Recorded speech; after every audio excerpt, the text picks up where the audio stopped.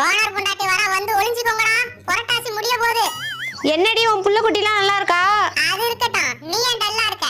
அது ஒண்ணும் இல்லடி, காலையில எனக்கும் என் மாமியாருக்கும் சண்டை. ஏண்டி என்னடி ஆச்சு? நாளையில இருந்து நம்ம சண்டை போடக்கூடாதுன்னு என் மாமியார் சொன்னுச்சு.